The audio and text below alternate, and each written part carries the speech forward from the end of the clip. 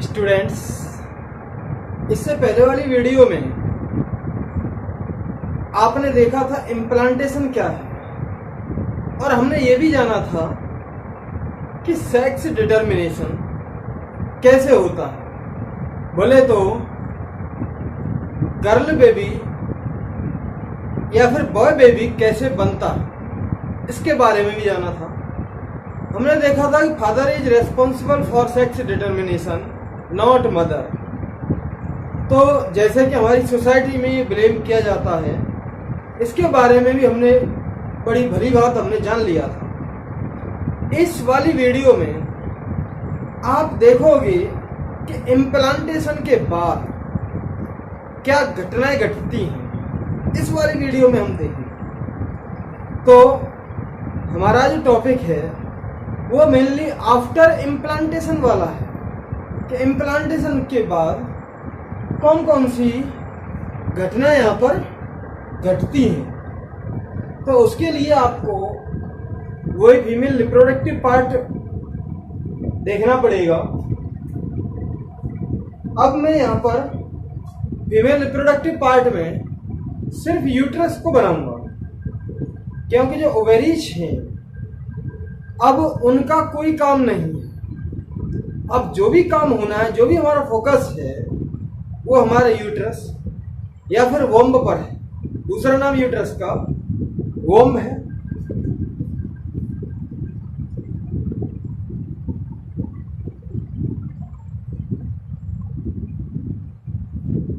ये वाला डायग्राम देखो आप।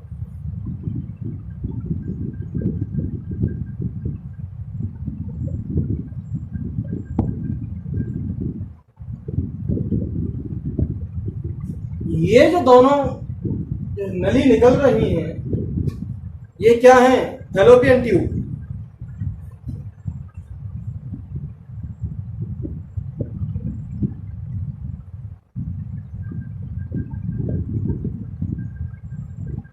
ये स्ट्रक्चर बन रहा है हमारा। अब इसमें देखेंगे कि हमारा जो ब्लास्टोसिस्ट जो थी वो यूटेरिन वॉल से आके अटैच हो गई थी। ये वाला जो स्ट्रक्चर ब्लास्टोसिस्ट,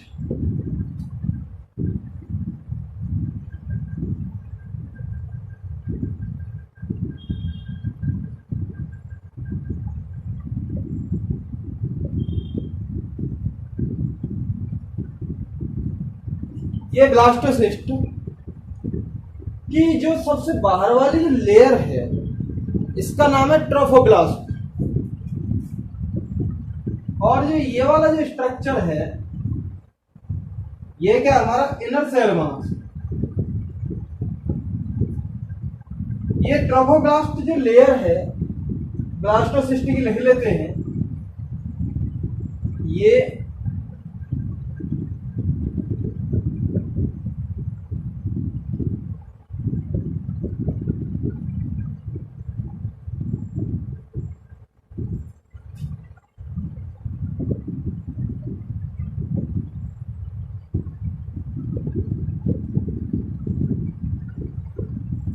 ट्रोफोब्लास्ट है, ये वाला जो स्ट्रक्चर पाया जा रहा था, और ये हमारा इनर सेल मास है।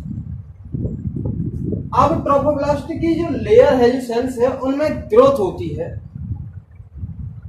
और उनमें फिंगर लाइक स्ट्रक्चर बनने लगते हैं, उंगली जैसे खांचे से बनने लगते हैं। तो यहां पर ग्रोथ होगी, ये उंगली जैसा स्ट्रक्चर यहां पर डेवलप होना चालू हो जाएगा, जिसको हम कहते हैं कोरियोनिक विलाई।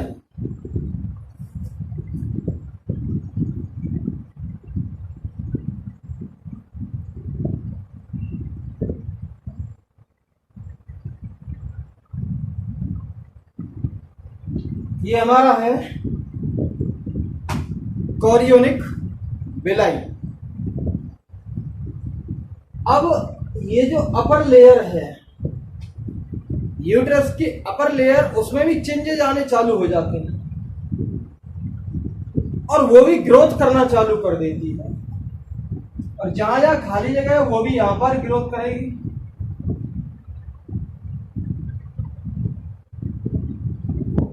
तो स्ट्रक्चर कैसा बना? नीचे वाली जो हमारी ट्रोफोब्लास्ट की लेयर है इसने ऐसे ग्रोथ की, ऐसे ग्रोथ हुई, और ऊपर वाली यूटेरस की जो वॉल है उसने भी ग्रोथ की, ऐसे ऐसे स्ट्रक्चर बना। एक जैसे फिंगर जैसे स्ट्रक्चर बने और एक दूसरे में इंटर डिजिटेड हो गए, वो फंस गए, ऐसा स्ट्रक्चर बना। तो ये वाला जो स्ट्रक्चर है, ये पूरा स्ट्रक्चर क्या कहलाता है? प्लेसेंटा। ये जो पूरा स्ट्रक्चर ये कहलाता है प्लेसेंटा। और यहां से एक कॉर्ड डेवलप होती है, रस्सी जैसा स्ट्रक्चर छोटा सा डेवलप होता है, और वो इनर सेल मास से अटैच हो जाता है। इसको हम क्या कहेंगे? Umbilical cord.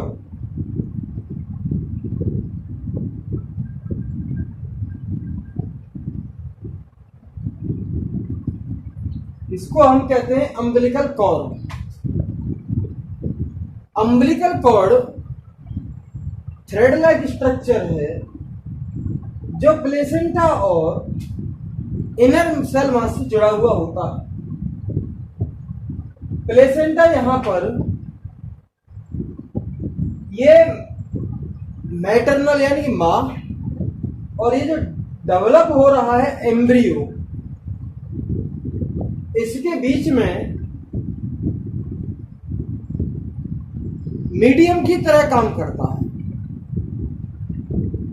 ये इसको डेवलपिंग एम्ब्रियो को, इनर सेल मास को न्यूट्रिशन प्रोवाइड करता है, वाटर प्रोवाइड करता है, ऑक्सीजन प्रोवाइड करता है, और इससे कार्बन डाइऑक्साइड लेता है, और इसके वेस्ट मटेरियल को भी ये लेता है। अम्बिलिकल कॉर्ड के थ्रू ये प्लेसेंटा इनर सेल मास से जुड़ा हुआ होता है। आफ्टर डिलीवरी, डिलीवरी जब हो जाती है या बच्चा डेवलप हो जाता है और डिलीवरी हो जाती है, तो उसके साथ साथ ये हमारा प्लेसेंटा भी बाहर निकल आता है। तो ये स्ट्रक्चर हमने देखा था। जो डेवलपिंग एम्ब्रियो है यूट्रस के अंदर, ये प्लेसेंटा एंडोक्राइन टिश्यू की तरह भी काम करता है, बोले तो एंडोक्राइन ग्लैंड की तरह भी काम करता है। आपने दो तरह की ग्लैंड पढ़ी होंगी, endocrine gland and exocrine gland. Endocrine gland बोले तो ऐसी ग्लैंड जो डक्टलेस होती है और अपना सीक्रेशंस, अपना प्रोडक्ट डायरेक्ट ब्लड में छोड़ती हैं, उसे हम क्या कहेंगे? Endocrine gland. और एक्सोक्राइन ग्लैंड ये डक्टेड यानी कि नली नुमा ग्लैंड होती हैं, जहां पर अपना इनको प्रोडक्ट छोड़ना होता है, वो अपनी नली के द्वारा ही प्रोडक्ट अपना छोड़ती है, अपना सीक्रेशंस अपनी नली के द्वारा छोड़ती है। वो तो हमारी एक्सोक्राइन ग्लैंड होती हैं जिनमें नली होती है, और जिनमें नली नहीं होती उसे हम क्या कहेंगे? Endocrine glands. तो ये placenta as behave as endocrine gland and secrete various types of hormones. अलग अलग तरह की हार्मोन्स रिलीज करता है, जैसे HCG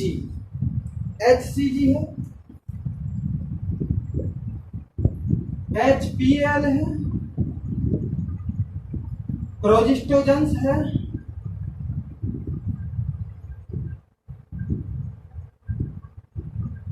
एस्ट्रोजन्स है, कुछ प्रेगनेंसी के कुछ समय बाद रिलैक्सिन हार्मोन भी ये प्रोड्यूस करता है। अब बात आती है HCG की,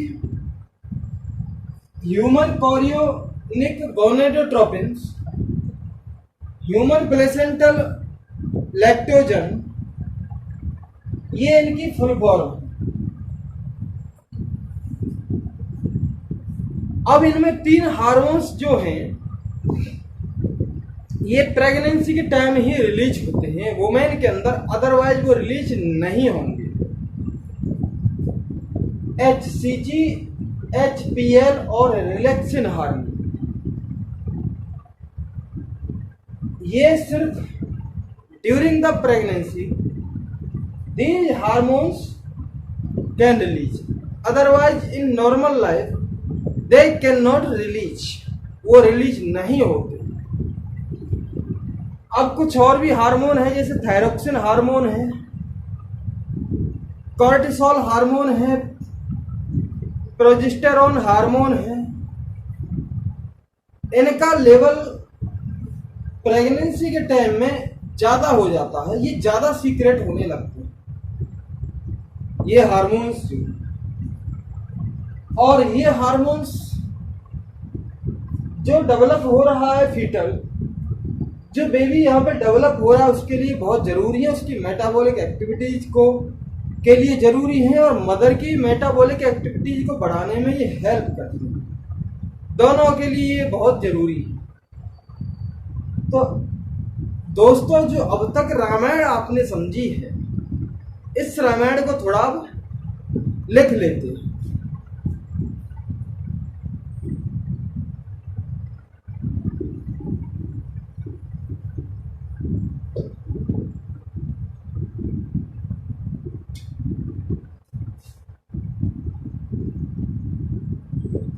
अलग अलग वो करा देंगे, थोड़ा सा यहाँ लिखेंगे तो पता चला कि आपने इसी को ही मिला दिया। अब पहला वाला जो था हमारा कोरियोनिक विलाई, उसको लिखते हैं।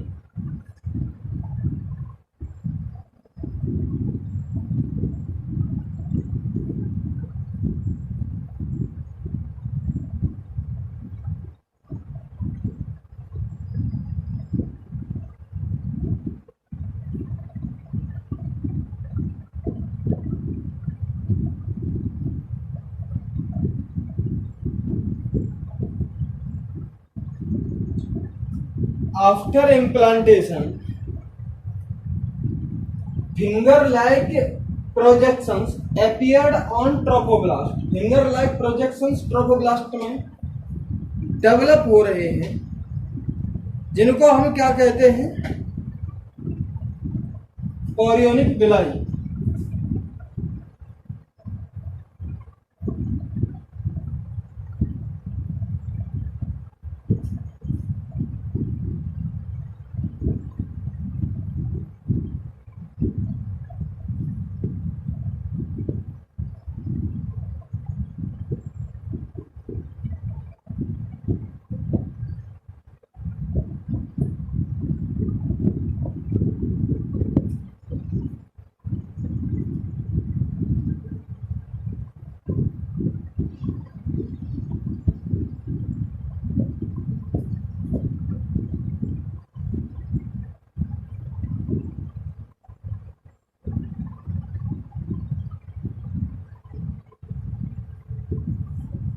फिंगर लाइक प्रोजेक्शंस ट्रोफोब्लास्ट के अपर वाली सतह पर, अपर वाले हिस्से पर वो डेवलप होते हैं, जिनको हम क्या कहेंगे, कोरियोनिक विलाई। ठीक है भाई। अब यूटेरिन वॉल, अपर वाली यूटेरिन वॉल ऑल्सो डेवलप होती है, और वो इंटरडिजिटेड के फॉर्म में बन जाती है। ये वाला स्ट्रक्चर देखा था।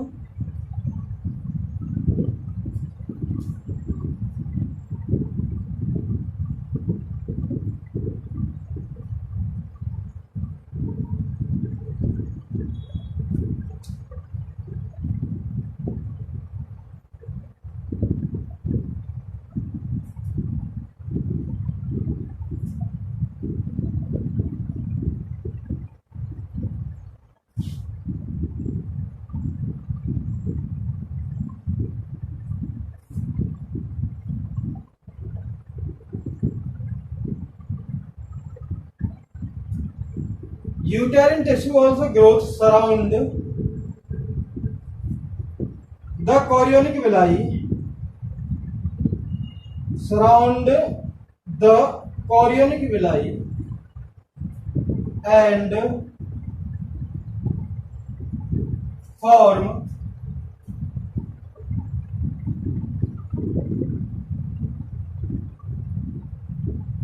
इंटरडिजिटल। इंटरडिजिटेड के फॉर्म में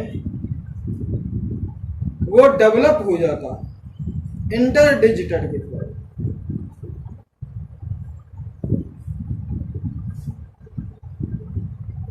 दिस स्ट्रक्चर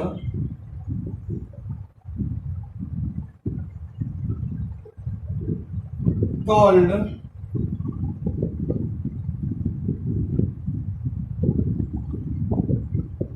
प्लेसेंटा। इस स्ट्रक्चर को हम प्लेसेंटा कहते हैं। Placenta is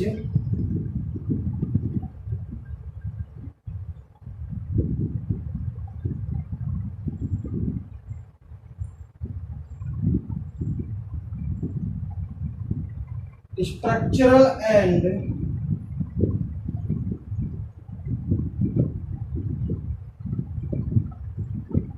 placenta is structural and functional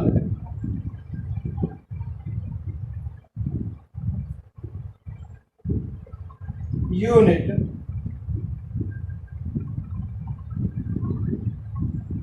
between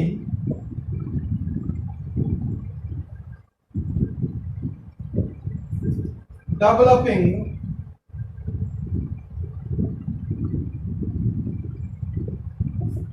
structural functional unit है। कौन कौन के बीच में? Developing embryo and mother.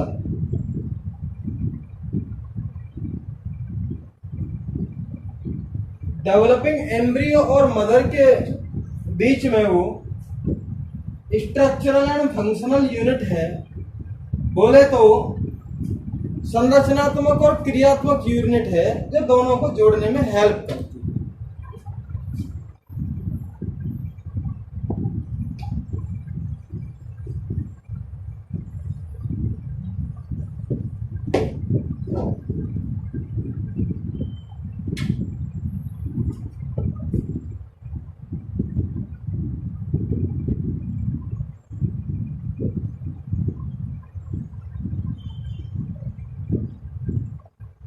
Umbilical cord. Umbilical cord किस किस के बीच में पाई जाती है?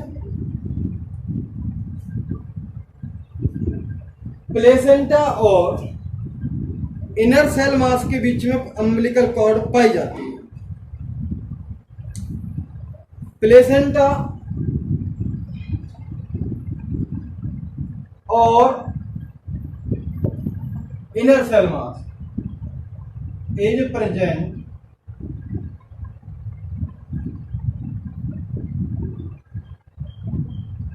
between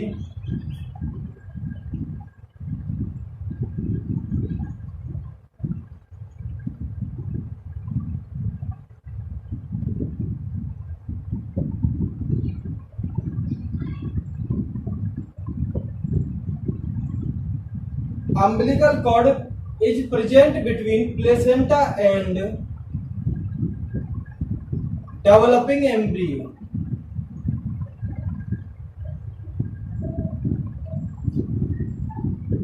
Which transport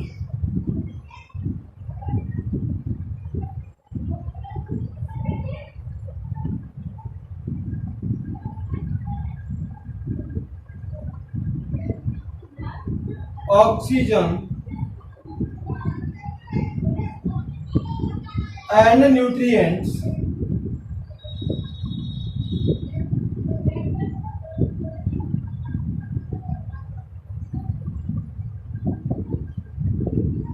and nutrition from placenta to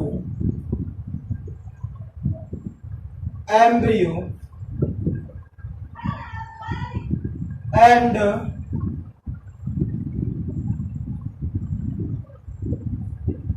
carbon dioxide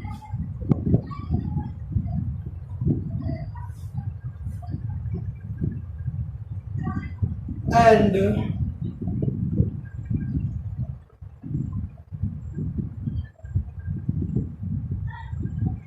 waste material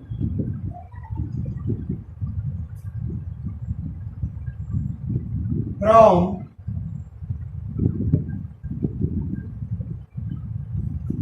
embryo to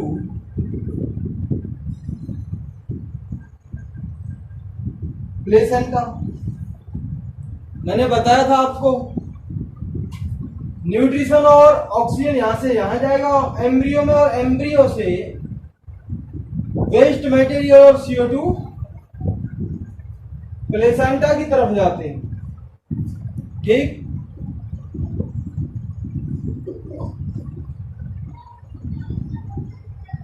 placenta act as endocrine tissue. Endocrine tissue की तरह भी वो प्लेसेंटा काम करता है।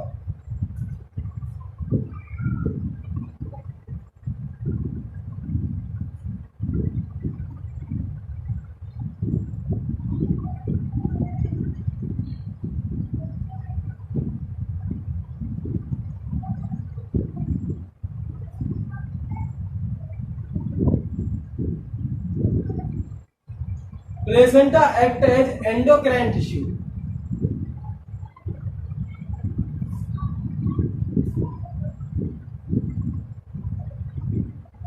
which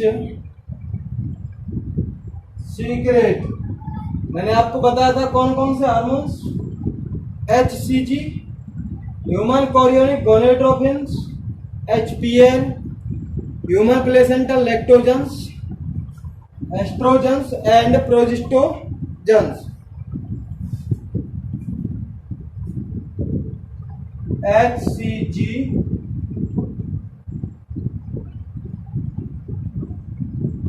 human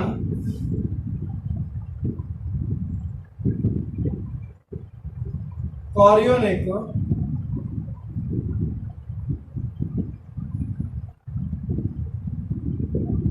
गोनेडोट्रोपिन्स,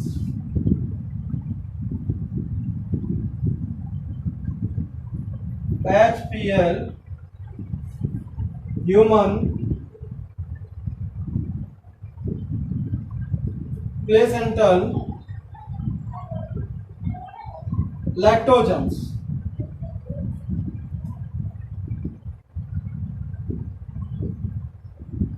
oestrogens and estrogens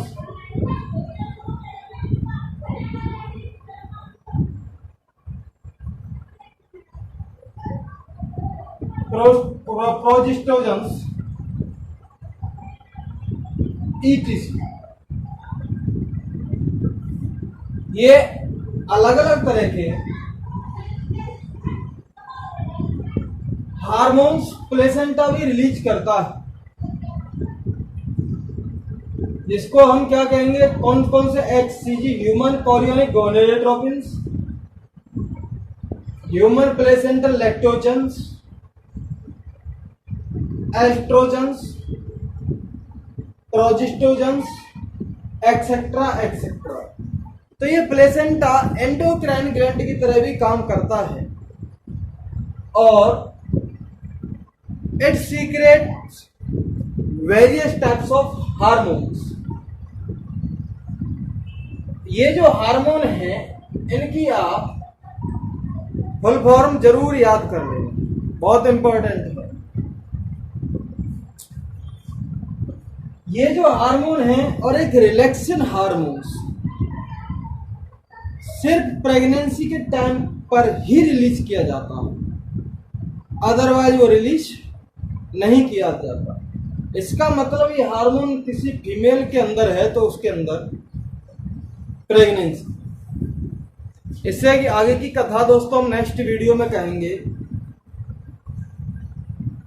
thank you very much. अगर ये video में जो भी आपको चीज़ें बताई गई हैं आपको समझ में आ जाती हैं तो चैनल को सब्सक्राइब करें और लाइक करें और इसे आप शेयर करें। Thank you.